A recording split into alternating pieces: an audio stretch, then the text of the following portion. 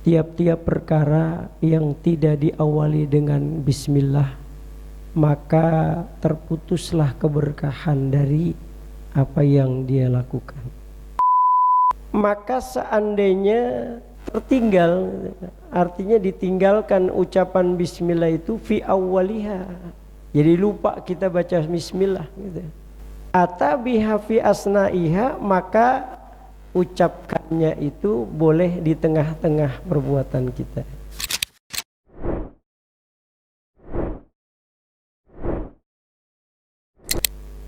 Bismillahirrahmanirrahim. Qala al-musannifu Bismillahirrahmanirrahim.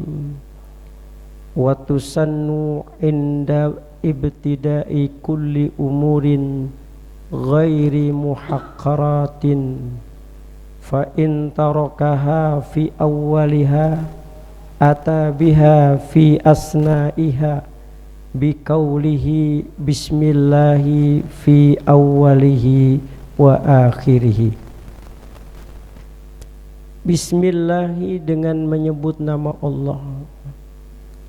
Ar-Rahman, zat yang maha pengasih. Ar-Rahim, zat yang maha penyayang.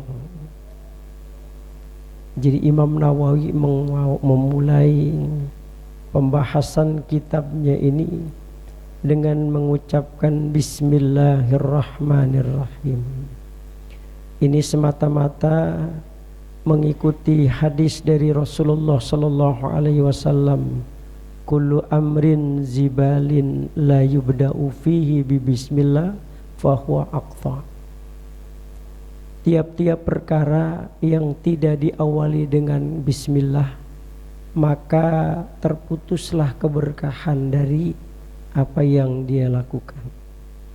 Makanya setiap kita memulai aktivitas, jangan lupa Bismillahirrahmanirrahim.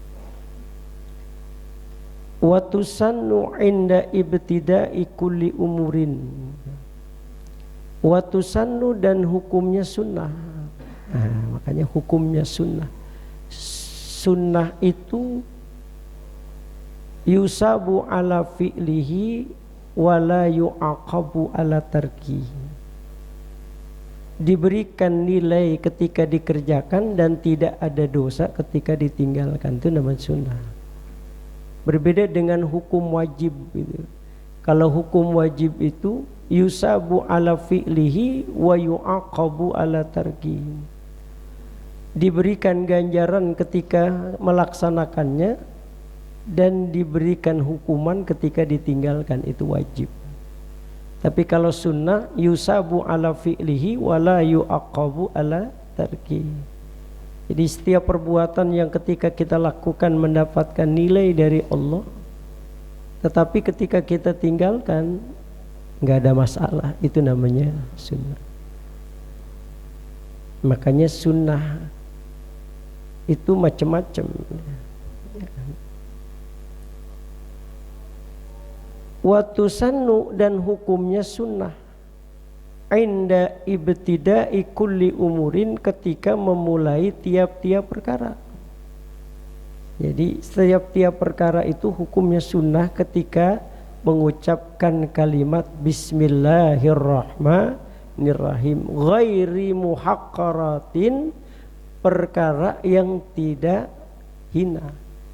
Tapi kalau perkara yang hina, nggak boleh kita mengucapkan Bismillahirrahmanirrahim.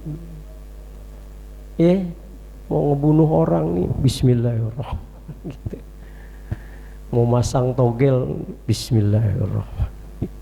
Ada togel zaman dulu itu ada namanya apa? Forecast, gitu. Ngitung-ngitung itu, Bismillahirrahmanirrahim. Mudah-mudahan gol. Itu nggak boleh. Ghairi muhaqqaratin, artinya yang nggak ada hubungannya dengan yang kehinaan. Tapi kalau yang sifatnya kehinaan, jangan coba-coba baca bismillah. Gitu. Jadi watusannu inda ibtida'i kulli umurin ghairi muhaqqaratin. Jadi dihukumkan sunnah ketika memulai tiap-tiap perkara yang tidak ada hubungannya dengan yang hina. Fa in tarakaha fi awwaliha, maka seandainya tertinggal, artinya ditinggalkan ucapan bismillah itu fi awwaliha, jadi lupa kita baca bismillah gitu ya. Atabiha fi asnaiha, maka ucapkannya itu boleh di tengah-tengah perbuatan kita.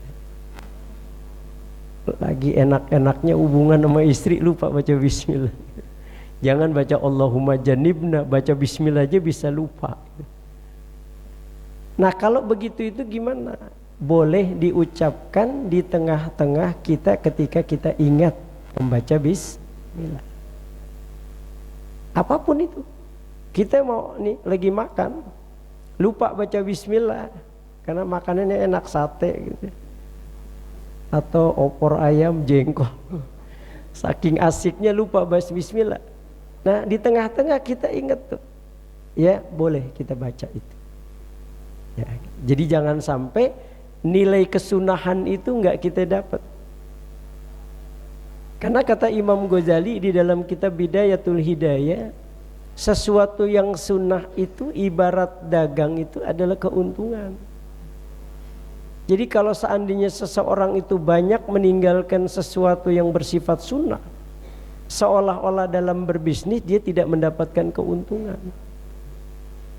Dan kadang-kadang ada orang yang seringkali mempersoalkan yang sunnah-sunnah gitu. Itu sahih apa enggak? Jangan-jangan itu hadisnya dhaif.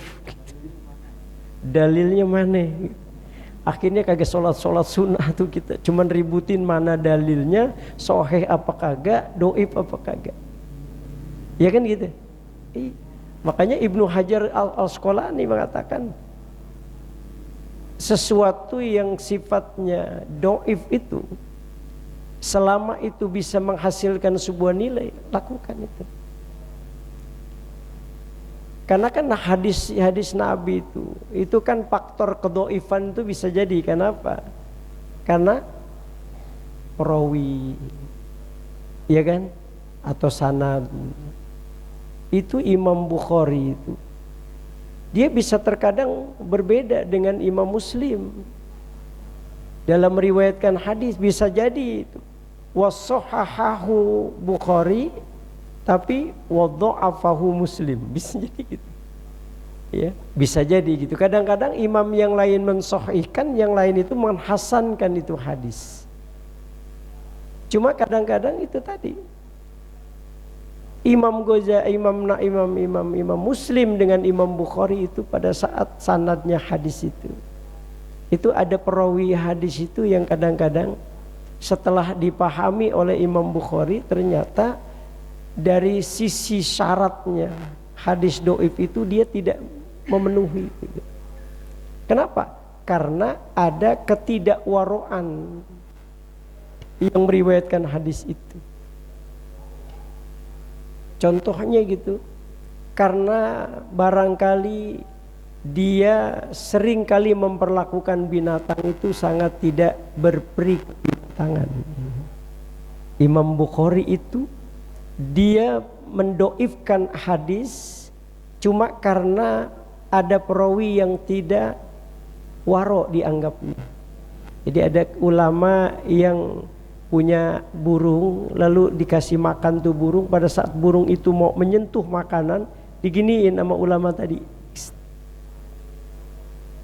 Itu cuma itu tuh gara-garanya hadis itu dikatakan dhaif.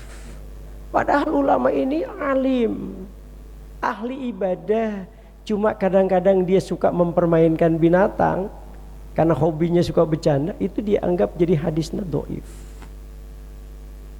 Itu Imam Bukhari.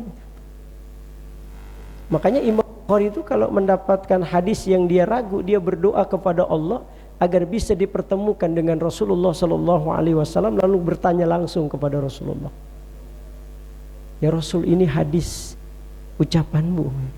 Maka ketika Rasul mengatakan betul, maka Imam Bukhari berani. Jadi keraguan-keraguan yang dilakukan Imam Bukhari, beliau langsung komunikasi dengan Rasulullah Sallallahu Alaihi Wasallam sampai begitunya. Cuman kadang-kadang ada juga yang kita nggak pakai mazhab tapi kembali kepada Imam Bukhari gitu nih. Nggak pakai dia anti mazhab, tapi kita kembali kepada Imam Bukhari karena beliau ini termasuk yang banyak meriwayatkan hadis-hadis sahih gitu. Dia kagak tahu kalau Imam Bukhari ini termasuk pengikut mazhab setianya Imam Syafi'i. Ini orang kagak belajar sejarah ya begitu. Mari kita kembali kepada Bukhari. Kadang-kadang ada yang begitu ya.